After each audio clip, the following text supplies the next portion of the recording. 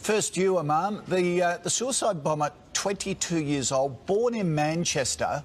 How did these young people get radicalised? Good morning. Basically, we need to be very realistic when dealing with this matter. You have a 22-year-old who gets radicalised over 2 or 3 sermons within a Friday mosque gathering.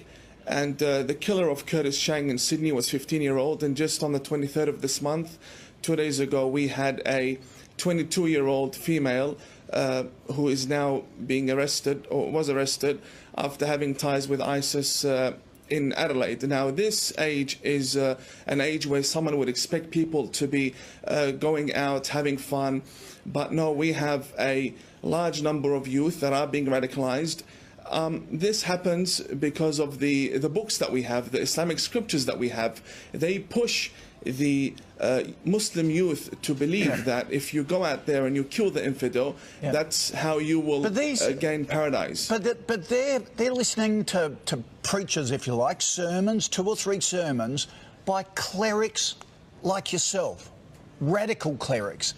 What do you more moderate clerics do to out your compatriots who are turning these young Muslims? Well, it is very hard being a peaceful, moderate person within a society that is infested by extremist Muslims. I will not deny this fact. We have a large number of Muslims that are extremists, even in Australia, and we see them when they come out in the Sydney riots, and we see them attacking the police. So we're being infested by radical clerics here in Australia? Yes, clerics and followers as well. And I've said this to many government authorities, and I'd like to show you something. I bought this 2 days ago from a shop within Melbourne. This is Al-Qaeda's flag. These are stickers that are being sold for a few dollars. They have them on their windscreens. They have them everywhere. Now, I know that these things can be obtained from anywhere, even online or even on the internet. But when you have stores openly selling these items with full audacity and creating this jihadi atmosphere for the youth to put on their cars, fully modified cars now, instead of having stickers. So you're saying, do you believe our authorities should have more powers to get rid of these radical clerics and paraphernalia like that? I think we've got to get tougher. I think our authorities have misunderstood the situation. They have good relationships with the Muslim community, but having good relationships with the Muslim community does not necessarily mean you have control over them and that you can prevent a lone wolf attack. Yep. Jamal, you've constantly condemned many acts of terror. Do Muslim leaders have to be more vocal? The Prime Minister and the Foreign Minister yesterday were surprised that Muslim leaders were silent yesterday on this whole issue. Do you have to be more aggressive, or do you live in fear? Look, we don't live in fear. We live in a very peaceful country. I don't know where the Imam got his information from. First of all, these scriptures existed for hundreds of years.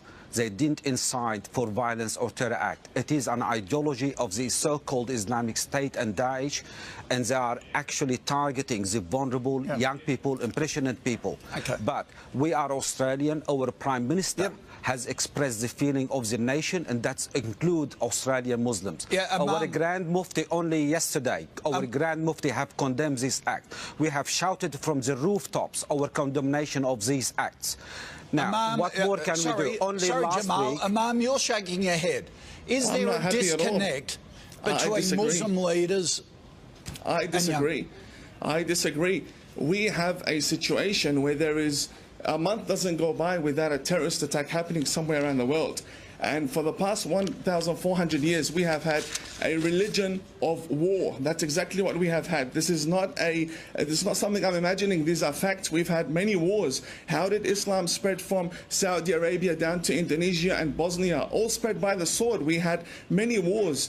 And for someone to come and say these Islamic scriptures have nothing to do with it, I mean, that's against the facts. That's not true. The Islamic scriptures is exactly what is pushing these people to behead behead the infidel. Let me tell you something. The people that are beheading that the person that killed the young girls in Manchester did so believing he was going to dine with the Prophet Muhammad that very night. And that is because the Islamic scriptures... That's not true. There is nothing...